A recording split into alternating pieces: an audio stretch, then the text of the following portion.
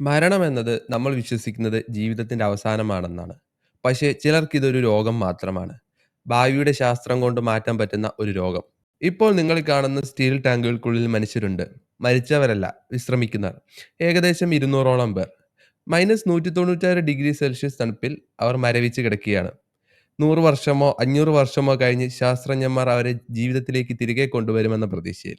ഇതാണ് ക്രയോണിക്സ്. ഇതൊരു തട്ടിപ്പാണോ? അതോ മരണത്തെ തോൽപ്പിക്കാനുള്ള മനുഷ്യന്റെ വിജയമോ?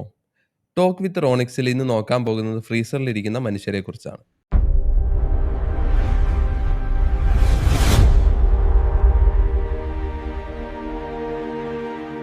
പലരും കരുതുന്നത് മരിച്ച ഉടനെ ബോഡി എടുത്ത് ഫ്രീസറിൽ വെക്കുമെന്നാണ്. എന്നാൽ ശരിക്കും അതങ്ങനെയല്ല. സാധാരണ വെള്ളം തണുത്താൽ ഐസാകും. ഐസ് കട്ടകൾക്ക് മൂർച്ചയുണ്ട്. അത് നമ്മുടെ ശരീരകോശങ്ങളെ കീറിക്കളയും. അതുകൊണ്ട് വിട്രിഫിക്കേഷൻ എന്ന പ്രോസസ്സാണ് ഇതിൽ നമ്മൾ ചെയ്യുന്നത്. ഹൃദയം നിലച്ച ഉടനെ ശരീരത്തിലെ രക്തം മുഴുവൻ പുറത്തേക്കെടുക്കും. ക്രയോപ്രൊട്ടക്റ്റന്റ് എന്ന പ്രത്യേക മെഡിക്കൽ ലായനിയാണ് തിരികെ കയറ്റുന്നത്. ഇതൊരു ആന്റി ഫ്രീസ് പോലെയാണ് പ്രവർത്തിക്കുന്നത്.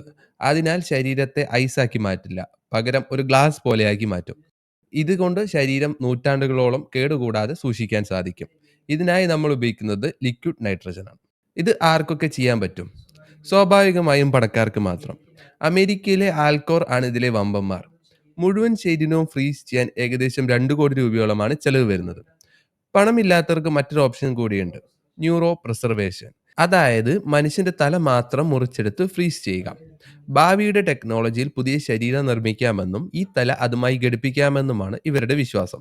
ബേസ്ബോൾ ലെജൻഡ് ടെഡ് വില്യംസിന്റെ തല ഇതുപോലെ സൂക്ഷിച്ചിട്ടുണ്ട്. കേൾക്കുമ്പോൾ അറപ്പ് തോന്നാമെങ്കിലും പക്ഷെ ജീവിക്കാനുള്ള ആഗ്രഹവും ഇതിനേക്കാൾ വലുതാണ്. ഏറ്റവും വലിയ ചോദ്യം ഇതാണ്: ഇവർ എന്തെങ്കിലും ഉണരുമോ?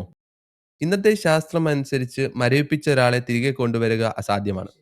പക്ഷേ ക്രയോണിക്സ് വിശ്വസിക്കുന്നത് നാനോ ടെക്നോളജിയിലാണ്. ഭാവിയിൽ കോശങ്ങളെക്കാൾ ചെറിയ റോബോട്ടുകൾ വരും. ഈ നാനോ ബോട്ടുകൾ ശരീരത്തിൽ കയറി കേടുപാടുകൾ സംഭവിച്ച കോശങ്ങളെ റിപ്പയർ ചെയ്ത് അവരെ ജീവിതത്തിലേക്ക് തിരികെ കൊണ്ടുവരും. ഇതൊരു വലിയ ചൂതാട്ടമാണ്. ഒരുപക്ഷേ നൂറ്റാണ്ടുകൾ കഴിഞ്ഞ് അവർ ഉണരുമ്പോൾ ലോകം മാറിയിട്ടുണ്ടാകും. അറിയുന്നവർ ആരും ഇവിടെ ഉണ്ടാകില്ല. അതൊരു വലിയ ഏലിയൻ ലോകം പോലെയായിരിക്കും. മരണം ഉറപ്പാണ്. പക്ഷേ ക്രോണിക്സ് ഒരു പ്രതീക്ഷയാണ്. 0% സാധ്യതയിൽ നിന്ന് 1%മെങ്കിലും സാധ്യതയുള്ളതാണ് ഇവരെ ഇതിനായി പ്രേരിപ്പിക്കുന്നത്.